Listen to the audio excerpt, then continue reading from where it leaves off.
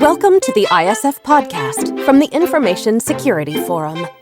The ISF Podcast is hosted by ISF CEO Steve Durbin, and every episode he brings listeners features timely conversations, practical insights, and resources for global cybersecurity professionals. I'm producer Tavia Gilbert. Today, Steve is in conversation with author and strategist Rahaf Harfoush. These two leaders discuss balancing productivity and creativity, as well as having a very practical discussion about how to give yourself and your team the time and space to focus, to think creatively, and to collaborate effectively. Hi, Rahaf. Thank you very much for joining me on the podcast today. Thanks for having me. Now, you've written a book, your most recent book, actually, Hustle and Float, Reclaim Your Creativity and Thrive in a World Obsessed with Work. That came out in 2019. So that was before the pandemic. And in it, you talk about workplace culture, you talk about creating healthy work habits to avoid burnout. Now, I'm suspecting that if you were writing it today, looking back over that COVID period, maybe you'd have changed it, maybe not. Tell us a little bit about the book and whether or not you would have made any changes and what is still relevant today. Sure. So the premise of Hustle and Float is that there is a fundamental contradiction in a lot of office places between productivity and creativity, where we have all these systems and ideologies and tools that we want for people to be productive, right? And so timesheets and making sure you're online on Teams all the time and all of these different ways that we consider what a good employee does and how a good employee is productive. Now, the problem with that is productivity, or our understanding of productivity, is based on an industrial revolution era thinking, where we think that people have to be productive all the time, nonstop. This is problematic because for most knowledge workers, a lot of their skill sets are based on creativity.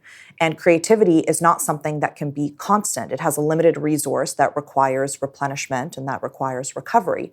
So what ends up happening is that companies that are navigating very complex business ecosystem at the minute expect employees to be innovative, strategic, problem-solving, collaborative, but are creating systems of measuring performance that are actually undermining their ability to do so. And if I was to write this book again, I would actually add an entirely new section about the impact of our digital and technological ecosystem, because as we saw over the pandemic, when companies rushed to get on Zoom, what ended up happening is that they just took all of the ways that they were measuring productivity in their offices and applied it to the hybrid space. So suddenly people were expected to have back-to-back Zoom meetings or back-to-back video chats. They were expected to be active with their mouse movements all day. They were expected to be demonstrating that they were actively working, when the research shows that being on video calls is incredibly draining, that people were suffering from more exhaustion, and that fundamentally the stress of living through the pandemic was further draining our resources, eroding our capacity to focus, to concentrate, to collaborate, and to be creative. And so I find that we have this misunderstanding of what modern day knowledge workers need to actually thrive. And if we want to create cultures where they thrive, we have to drastically rethink how we think about performance in the workplace. So how can we do that? What are some of the things that we need to be focusing on to achieve that goal?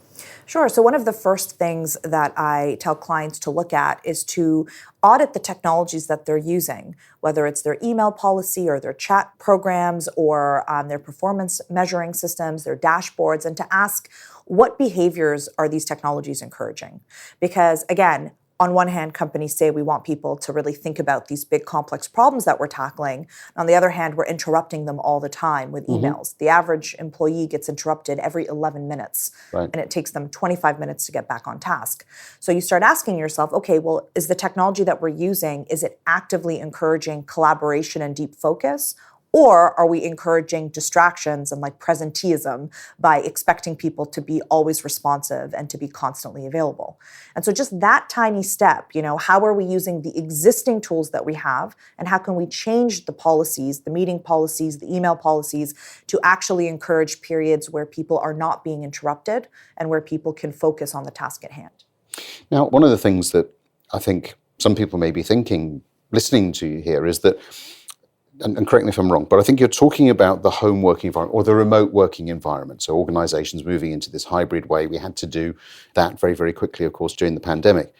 But the contrarian would say, well, actually, what's the difference? If I'm in an office, I'm working in a highly interrupt-driven environment. People are walking by, I'm deciding to go to the coffee machine or the water cooler or whatever it might be. So actually, being in the home, in my own environment, my productivity should be increasing. How do you answer that? No.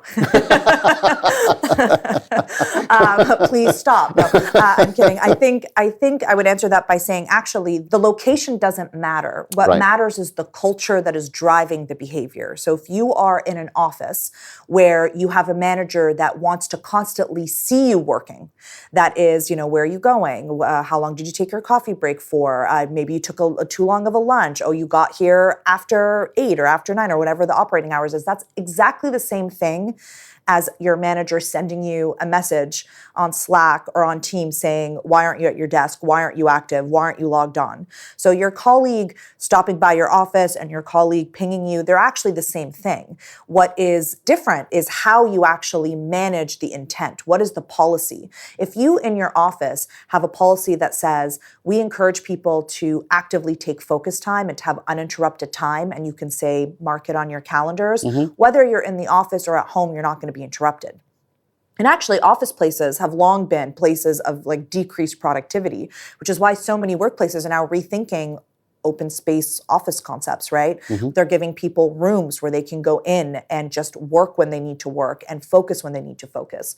And I think fundamentally we need to understand that knowledge work is really made up of two parts. There's the collaborative part where you need to be with your team and it can be loud and you can talk and you can chat and you can brainstorm.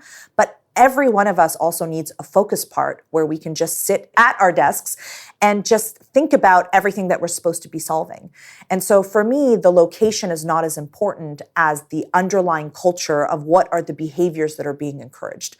And if you're being encouraged to be constantly available, whether you're at home or in the office, you're going to be distracted. It's going to undermine your performance. And different people become creative in different environments, right? I'm thinking about myself here. So I'm probably at my most creative in a noisy environment.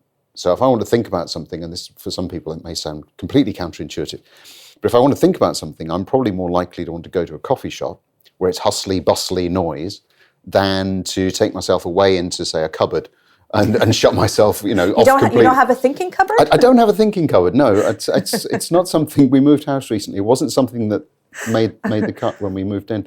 But you know what I mean? So we're talking a little bit about the company, the organization looking at the knowledge worker. And for me, it's more about the knowledge worker looking at what they need to be more effective in doing what they're best at. So would it be fair to say that one of the challenges for organizations is to let go, to give some of that freedom back to the knowledge worker, to the individual, to determine how they can best behave, how they can best perform, and then measure, because we all like to measure, right? We're not going to move away from that. Measure it on output and quality and depth of output rather than on speed of reply on a Teams message, for instance. Is that where you're going with it? Yes. I mean, the reason why this is such a complicated topic is because there are a lot of different stakeholders, right? You can't, exactly as you said, you can't just point fingers at the business and say, here's what managers need to do. The reality of it is every part of society needs to do something. The individual needs to think about and understand what they actually need to be creative. You'd be surprised at how many people don't understand their own creativity, have never actually thought about in a constructive way, what am I most creative? What is my creative work cycle like? What are the environments, circumstances, tools that I need in order to be creative? And as you mentioned, that changes from person to person. The company, as we've talked about, is about company culture and policy. And then there's society, which is how we as a society talk to each other about success, talk to each other about who deserves to be successful and what success looks like. So on the role of the individual, it's really about looking at, okay, what do I need to be creative? And there's sort of two parts to this question. The first part is understanding yourself. Are you a morning person? Are you an evening person? Are you somebody that works in small sprints? So I have friends that are authors that write books in 15 to 20 minute increments. And it works really well for them. I need a longer time. I need like a 2-hour chunk of uninterrupted time because it takes me a really long time to get focused. I'm a night owl, so it needs to be later in the day or in the evening versus my friend who is like an early bird who gets up at 6 and does like 3 or 4 of these 20-minute sort of sprints. The second part, which often gets in the way from an individual level, is that we have internalized the idea that productivity and overwork in particular are signifiers of our commitment to our own success. Meaning, if I am not visibly demonstrating that I am struggling and sacrificing and staying late and hustling and grinding, then society, my friends, my boss might not think that I am deserving of promotion, of advancement, of recognition. And there's a sociological phenomenon called work devotion, and that's exactly what it is. We have developed as social creatures a way to signal to each other our devotion to our jobs. So when you ask me, for example, how was your weekend? And I say, oh, I worked so long. I've got so much on my plate. I'm so busy. I am not getting enough sleep. I've got 46 clients. What that is doing is I'm not just bragging about my busyness to brag about my busyness. What I'm actually saying to you through this language that we've created is, I'm important. I'm committed to my success. I want you to know that I am devoted to the company, that I'm devoted to our mission. I want you to recognize my willingness to put in what it takes to succeed. And so that belief system becomes problematic because we're encouraging the exact type of behaviors that end up creating burnout. And when you're burned out, from a neuroscience, from a physiological perspective, you simply cannot be creative, innovative, strategic. People who are burned out cannot be collaborative, they are not empathetic, they are exhausted, and they make a lot of mistakes. So you have this really bizarre narrative that is completely contradictory, where on one hand we say, we really value creative thinkers, we value innovative thinkers, we value people that can be agile and adaptive and be curious and learn. And on the other hand, we say, yeah, but we're only going to reward you if you work so hard you make yourself sick. And very often people who are moving down that road to burnout don't realize they're doing it, do they? No, I find burnout has become one of those terms that we throw around a lot, and many people don't have a true understanding of what it is and how it impacts us and how it impacts teams. So burnout just means chronic depletion. It means that you are repeatedly putting your body and your mind, your emotional, your mental energy into a state of depletion, and you're never giving yourself a chance to recover. So it's like you're always at 5% and you're plugging that phone in and you're unplugging it when you're at 15% and then going back to 5 and then, so you're never giving yourself the chance to fully recover. Now, burnout can actually be felt in 3 different ways. The first way is the way that everyone is familiar with, which is physical depletion. Right. What people don't understand is the second way, the second impact is actually called cynicism and negativity. Your amygdala, the part of your brain that measures threats, the fight or flight system, it becomes so activated that you're more likely to misjudge a team member's tone, you're less likely to be trusting, you're less likely to give them the benefit of the doubt, you're more likely to be irritated and short-tempered. So it really erodes trust in a team. And the last impact of burnout is personal efficacy. Personal efficacy is all of a sudden you start to think, I can't do this. This is too hard. I don't know if I can make it in this company. I don't know if I can stay. And the self-doubt that it creates ends up resulting in less quality of work and more mistakes. And so burnout as an occupational hazard, as it was described by the World Health Organization, becomes dangerous and toxic to organizations that need their teams to be innovative, strategic, and collaborative. And I think that managers need to understand it's not just people being tired, it's people being incapable, really physiologically incapable of developing trust on teams, of communicating on teams, and of feeling good enough in their jobs to bring their best caliber of work forward. And if you work in a job like cybersecurity, where you need to be detail-oriented, you need to be on top of it, you need to be constantly thinking, constantly problem-solving, constantly responding, having a team that is burned out is really dangerous. So how do we spot it, and what can we do about it? So oftentimes you can look at both sort of in-person body language and digital body language. So if you notice people on your team that are repeatedly staying late, if you notice people not being as engaged as they normally are in meetings, disassociating, not as responsive, if you start to notice a shift in email or digital communications, maybe they're communicating outside of working hours, maybe they're less responsive, any shift in a change, I think that's an important signal for you to sit down and say, hey, is everything okay? The bigger, more challenging aspect is to look at how the company manages products and manages projects. Right. Is your timeline realistic? Are your teams constantly working overtime in order to meet deadlines? Are they feeling exhausted? Ask them. That is often the most overlooked aspect. Ask people, are you feeling like you're getting the time to recover? Are people not taking their vacation days? all of these little symbols start to indicate that people are feeling depleted. And I do want to make a comment that I think that regardless of your industry, one of the biggest things that we have learned from the pandemic as a collective stressor is that the way we consume information right now has a big impact on our nervous system. So living through pandemic fatigue has put our nervous systems in a state of prolonged stress, which we're not supposed to be as humans. When our ancestors got chased by a predator, they would eventually escape, hopefully, and then they would go home and be like, whew, that was a close call, and they would recover. What's happening here is that we've been chased by a lion for the last 2 years, and it's never stopping. So you have the pandemic fatigue, you have doom scrolling, you have all the news that we read around the world every single day. We have an unlimited amount of tragedies and anger and outrage and conflict. All of that has an impact on your body and on your mind. And so companies also need to know that the technological ecosystem that we are working in is also depleting their workers' resources, like much more than pre-pandemic. And so the conversation isn't just what's happening at the company, it's also what's happening in the world, and recognizing that your staff might not be coming into the office with a full tank. Maybe in 2019, they had 3/4 of a tank and it was okay. But in 2019, the World Health Organization said that burnout was an occupational hazard. And so fundamentally, we have to both look at existing behaviors, spot signals, and we also have to look at how we are managing resources, especially with staffing. Do we have enough people? There's talent shortages. How are we going to make it so that people have adequate time to recover? And for lots of organizations, what they're doing, whether it's within cybersecurity or across the organization in general, they have multi-generational workforces now, don't they? Is there a difference? Do baby boomers, for instance, that are still left in the workforce, do they respond differently to, say, Gen Z, or how do we sort of deal with that complexity as well? And I think there are nuances between generations. I think one thing to note is that, and this maybe takes a little bit longer to answer, but every generation that has entered the workforce was made a societal promise. So the boomers were told, if you work really hard, you will have a stable retirement, a pension plan, you will have consistent labor. Gen X were told, if you work hard enough, you will have more upward mobility than your parents. You'll be better off financially. The millennials were told, we're super special and we're very unique. And if we just do our best and be ourselves and just show up and participate, that the world will reward us with unlimited opportunities, which obviously did not happen with the majority of our generation graduating in the 2008 financial crisis.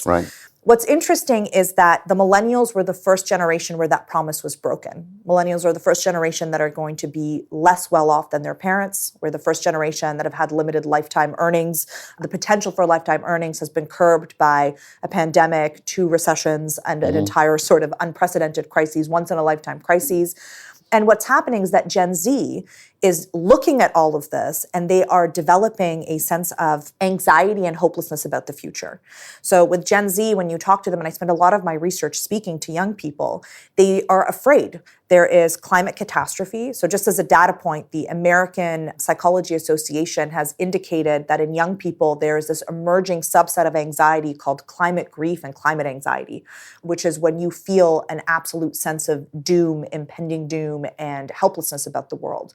And so this is part of the reason why quiet quitting became such a thing, because fundamentally, millennials, some Xers, and a lot of Gen Z are looking and they're saying, what are we working so hard for? What is the point of working so hard and of participating and of giving a company my all if we don't even know if we're going to have breathable air in the next 50 years?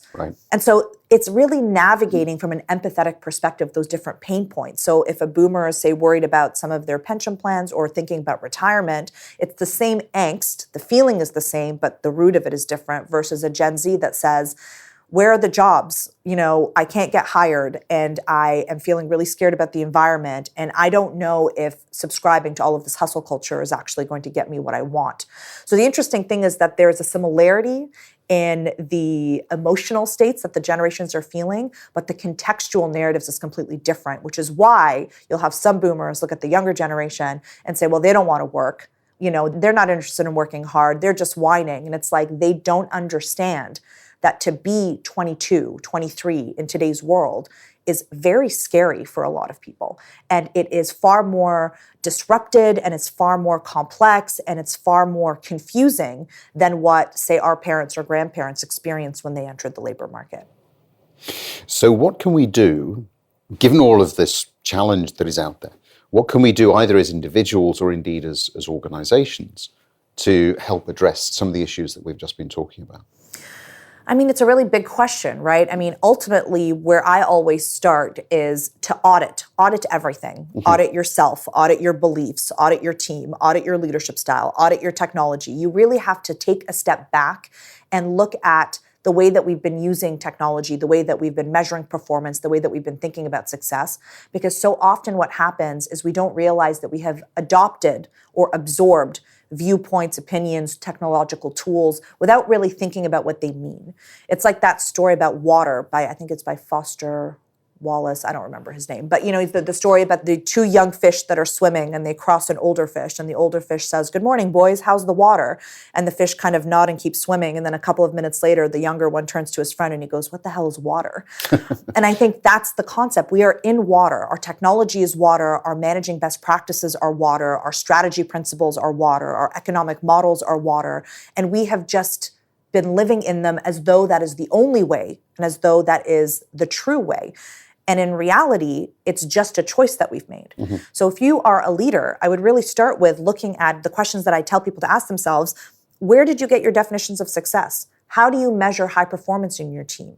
What makes a good worker at your company? What behaviors get rewarded? Who are your star players? What makes them star players? As an individual, how closely do you associate your professional identity to your work ethic? When you look at your technologies, what does the way that we email, the way that we talk to each other, the frequency, the expectation of communications, what does that say about the unwritten rules about our organization? Are we actually understanding young people? Are we spending time talking to the people in our organizations to understand their experiences?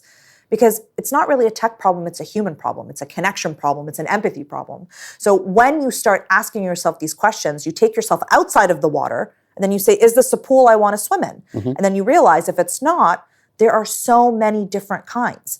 Like, I'll give you a quick example. Every CEO that I've ever spoken to has always considered themselves a data-driven leader, an evidence-based decision maker. I've yet to meet a leader that says, I just make decisions on a whim. Every leader that I meet says, we look at the data, we make the way forward, and that's how we determine our strategies. And so then when I say to them, okay, well, the 4-day work week has now been piloted in multiple countries around the world and unanimously has been a success. We have the data that shows that if you do a 4-day work week and without a reduction in pay, you're still paying people the same, productivity goes up, work-life satisfaction goes up, morale goes up, retention goes up. And then when you ask them, okay, well, knowing this, you should just flip to a 4-day work week. The resistance, we can't. Where does that resistance come from? That resistance does not come from data. That resistance comes from the expectation of how we have had things. It comes from anchor bias. It comes from confirmation bias. I once had a CEO tell me, we don't need to do a hybrid work survey. I know everybody wants to come into the office, so there's no point in even doing a survey and asking. That's confirmation bias. I've had leaders say, oh, well, the office, that's just the way that we've done things. That's anchor bias, the way that we used to do things, determining it. I've had leaders say, well, I could never imagine us working in the way that we need to work using hybrid methods. That's functional fixedness bias. That's when you cannot see a different use of a system than the way that it has always been used.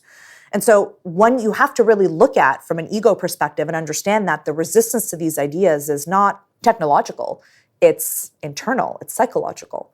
And that is the biggest one. And that's really hard to say to people because ultimately you kind of have to poke the ego and say, look, you might have to be uncomfortable. You might have to face the fact that you think that this is the way things should be because that's the way they've always been. And you have a blind spot because you're not exploring all the different opportunities that technology can be used to enable collaboration. Loads of things in that conversation we just had for people to take away, to actually think through and perhaps, hopefully, do differently. Rahaf, been wonderful talking to you. Thank you very much indeed. Thank you. Thanks to this week's guest, Rahaf Harfoush. We'll be back with a new episode in a week. In the meantime, as always, we ask that you take 10 seconds to pull up this podcast on whatever device you're listening and give us a 5-star rating. If you have a little more time, you can even write a quick review. That helps other listeners who might enjoy our content find us. And we also want to make sure to introduce you to the ISF Analyst Insight podcast, which goes in depth on the hottest topics in information security. In every episode, ISF analysts hand-select active security professionals from ISF member organizations to discuss how the implementation of ISF research is uniquely applied to their real-world context. We hope you'll listen, and of course, we'll put a link to that show in our show notes. If there's a topic or a question that you'd like us to cover in a future episode, let us know at securityforum.org, which is also where you can find our catalog of past video and podcast episodes, as well as ISF's research, practical tools, and guidance related to discussions like today's. The ISF podcast is produced by Talkbox and Tavia Gilbert, with music by Alexander Filipiak, senior producer Katie Flood, mix and master by Kayla Elrod. Thanks for listening.